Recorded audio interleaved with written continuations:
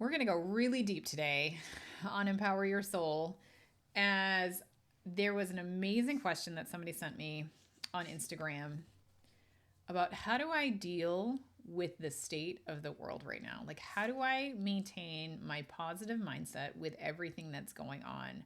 And this really got me thinking. And so I'm hoping that this episode allows you an entirely new perspective on the world, on you, on your own healing.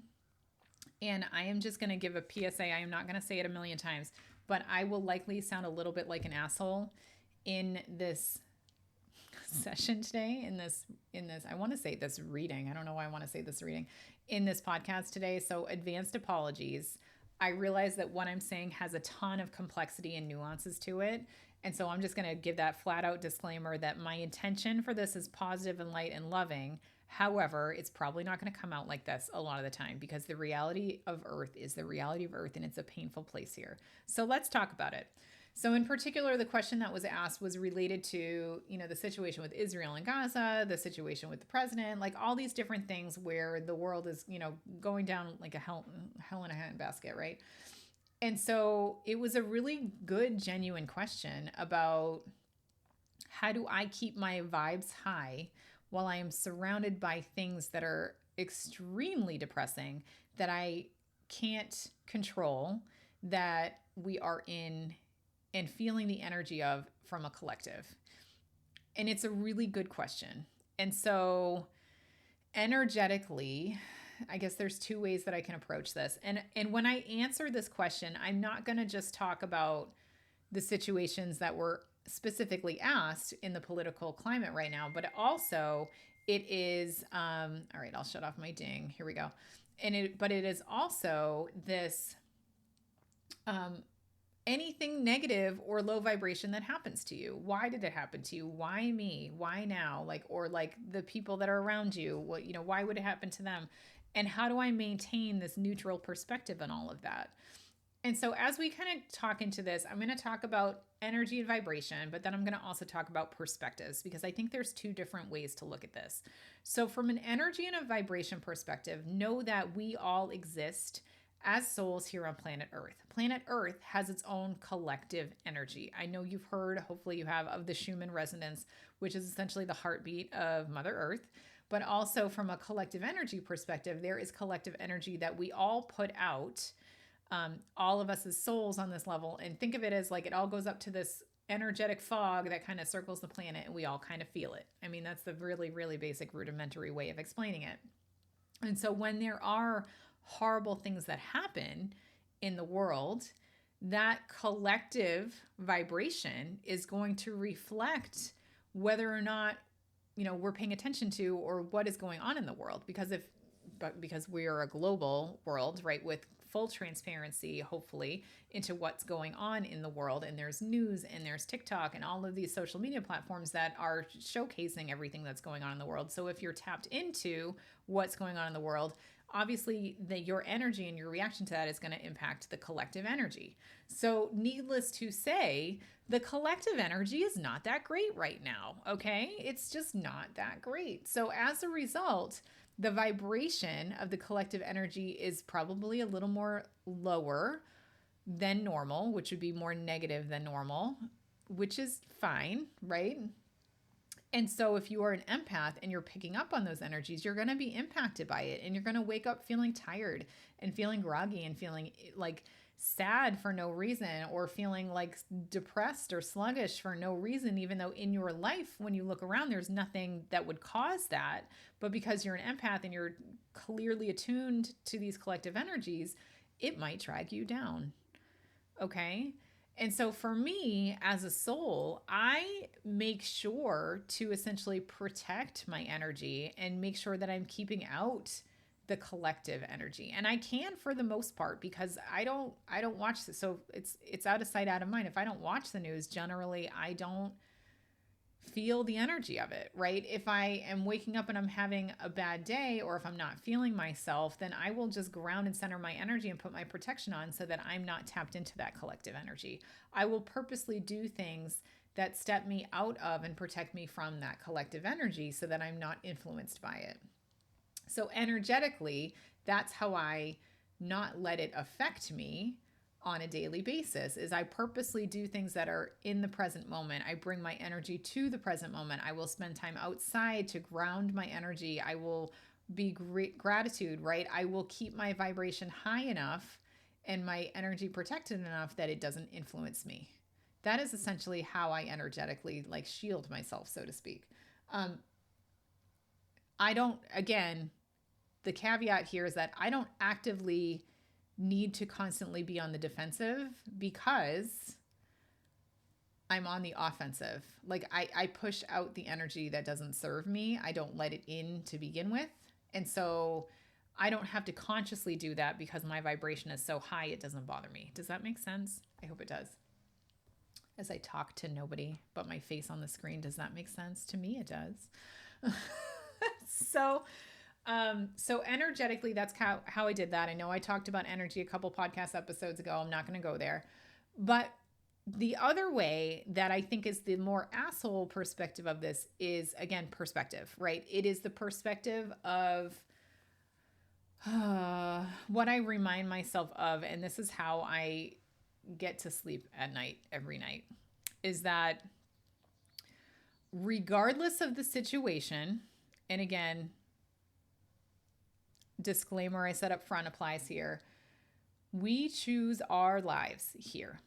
We choose them knowing what's going to happen, knowing certain things are going to go down that are not very pleasant. We know that, we choose lives that are, we're homeless, where we're hungry, where we're born into famine, right? We choose lives where we are born into war, where we know we're going to go into the army, right? We choose our lives here. We choose our parents, we choose the paths, etc. Okay. I haven't been convinced otherwise yet. I'm sorry. Maybe you feel otherwise. That's fine. I haven't been convinced otherwise yet. Maybe that will change in the future. But I do think that we choose our lives here and we choose the paths and we know what's going to happen to us before we come here. Then that slate is wiped clean and we don't know what's going to happen to us. And so there's always this perspective of why me? Why this? Why is there war in the Middle East? Why are all these horrible things happening? Why would we choose to come here and live through the reduction of female rights in the United States? Like I don't pretend to know why on earth these things happen. But I trust that there is a bigger and deeper plan at play. And I trust that our souls are so smart and so bright and so brilliant that I trust whatever they have decided to walk into in this meat suit, in this physical world. I trust that they knowingly made that decision, and I trust that they made the right decision for them. Now, it doesn't mean that I don't feel bad about the circumstances people have been placed in. It doesn't mean that I don't feel sadness or want to help the people that are going through war and genocide and famine, because I absolutely do. But also at the same time, I have to trust that these souls chose this for a reason that I might not understand. Maybe, and I'm just going to toss out some hypotheticals, maybe they chose it because their soul used to be the aggressor that would kill people, and now they are choosing to be on the Palestinian side of things, the Gaza side of things, where they're deciding to play the opposite role because they need to learn that perspective. Maybe these are souls who know that this conflict may lead to greater peace in the future, and they volunteered to help become victims to help the greater good of what's to come, right? Maybe they've chosen to come in as orphans. I don't know why I want to say this, knowing that they would be forever sad about not knowing or being loved by their birth parents, but knowing that they've had a better opportunity and they know they need to overcome that internal struggle to begin with, that internal struggle of not feeling loved, that being given away, right? Maybe that's a lesson that somebody needs to learn to progress the knowledge of their soul, the evolution of their soul.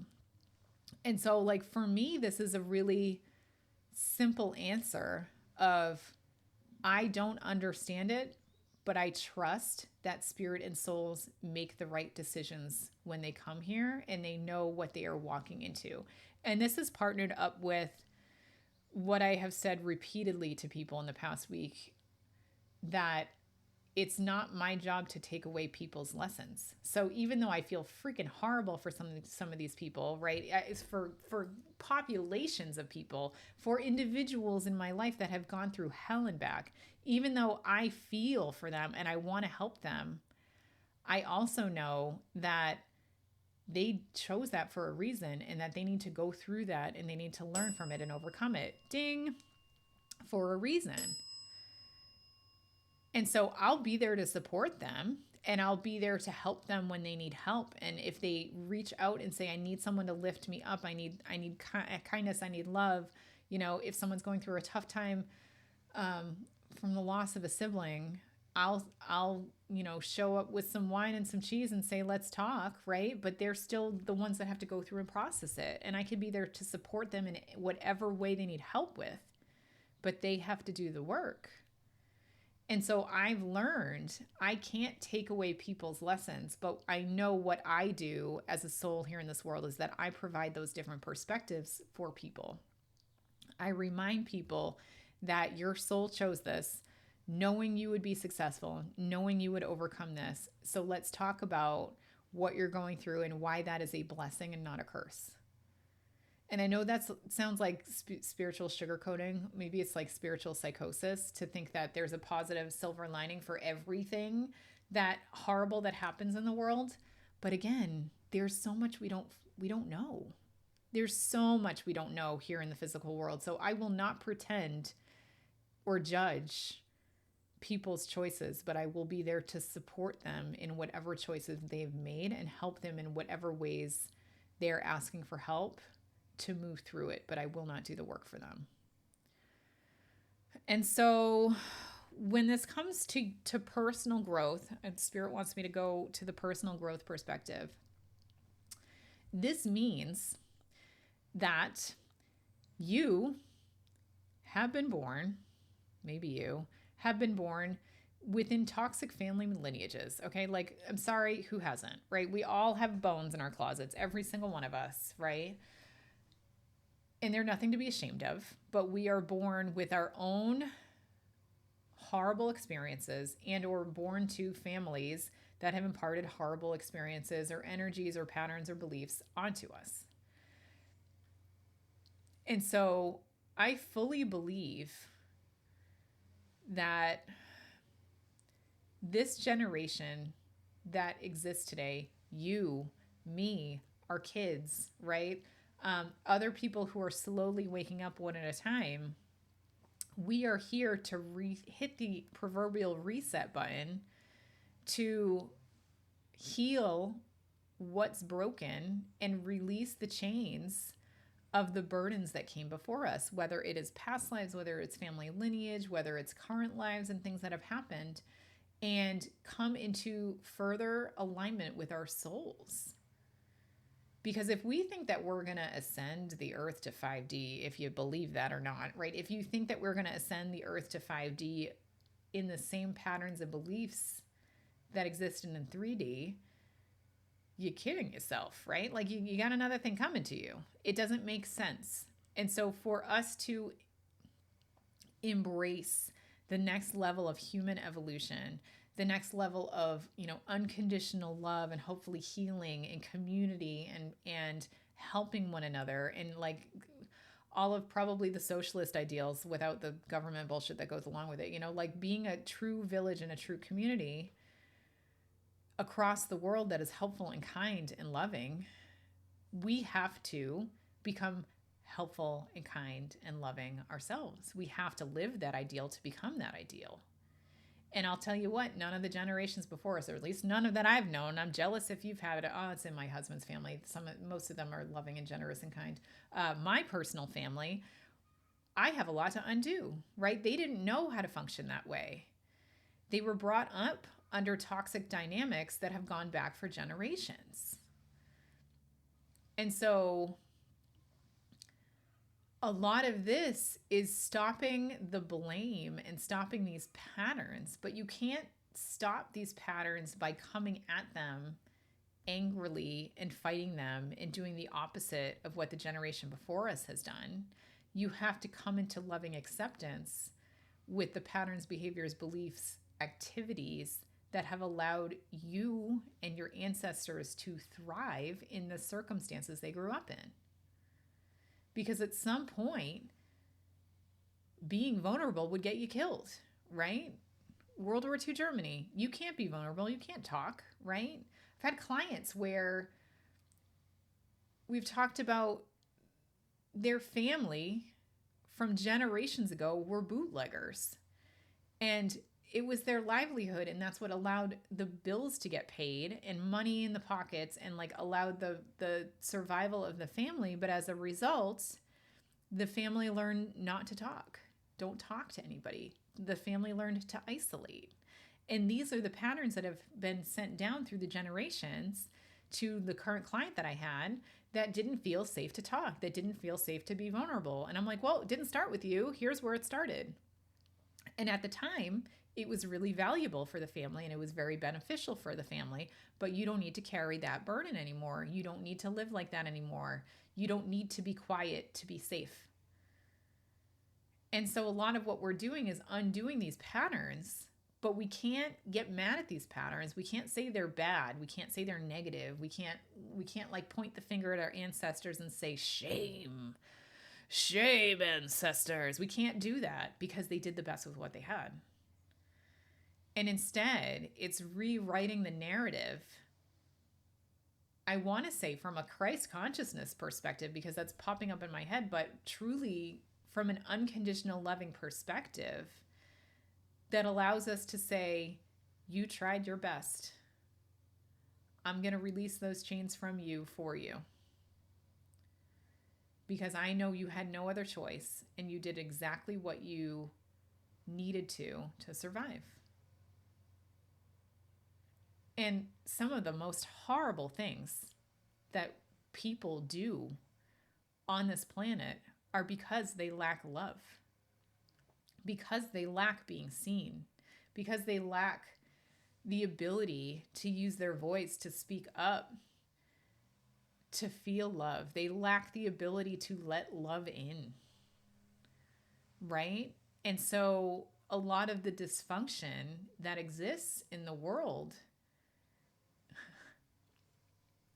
how many male, I'm going to go there. How many male leaders are there in the world right now? And how are they solving it?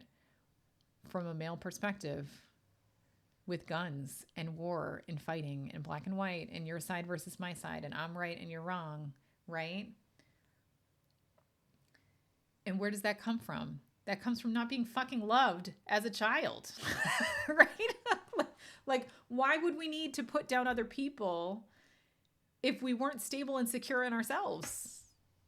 Where do you, like, think about bullies in high school, right? Think about bullies. These were always the kids, at least in my experience, that came from broken fucking homes, that didn't have love, that had to get out that feeling of feeling better because that's how they showed themselves love, right? Maybe that's how their dysfunctional parent showed them love, as if they were the best of the best.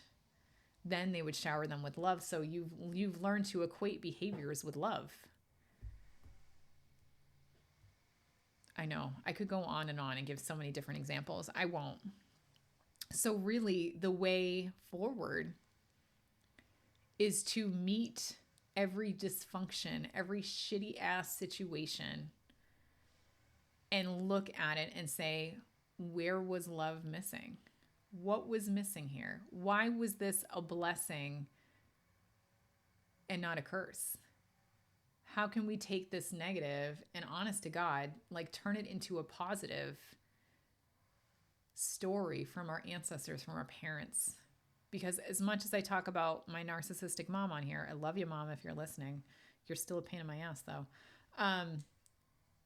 She wasn't shown the love she needed as a child from her mother, who was also narcissistic. And so she coped the best way that she knew how. And in turn, she showed me the love the way that she knew how to give love. Could she have learned a different way, sure, but her nervous system was completely fucking shot. So she couldn't find a different way to show love because she had never been shown what emotional or love maturity looks like. And so she did the best with what she could. Right? And this is what I'm talking about. It doesn't mean that I have to, I love you, mom, accept the behaviors and the things that she said to me or done to me. But I also know that she didn't make those choices from a loving perspective. And I know from her soul, she would have chosen differently if she had the ability to in this life, and she just didn't have the ability to. And so I have to love her for who she is.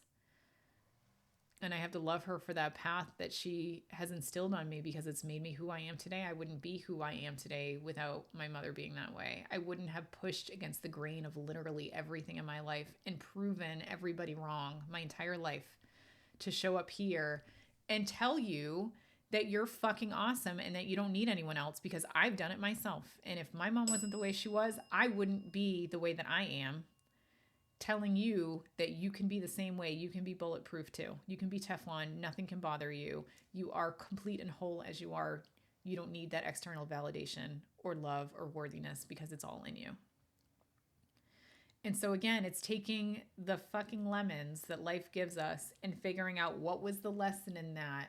Where was the silver lining, and how has this helped me on the path that my soul has chosen for me in this lifetime, knowing that my soul chose this lifetime for a reason, and that exactly what I should be going through and learning is exactly what I'm going through and learning. No more, no less. I trust my soul and my spiritual team inherently that whatever comes my way, I will be able to handle it. And it is always for my highest and best good, even if it doesn't feel like it here in the physical world. So yeah, I guess that's my really long answer to how do I sleep at night, is I trust there is such a bigger plan that I cannot even begin to understand. And I will help people who spirit sends my way to help. Give that perspective, and then I will push them out of the nest and say, go forth and be. So yeah, I don't know.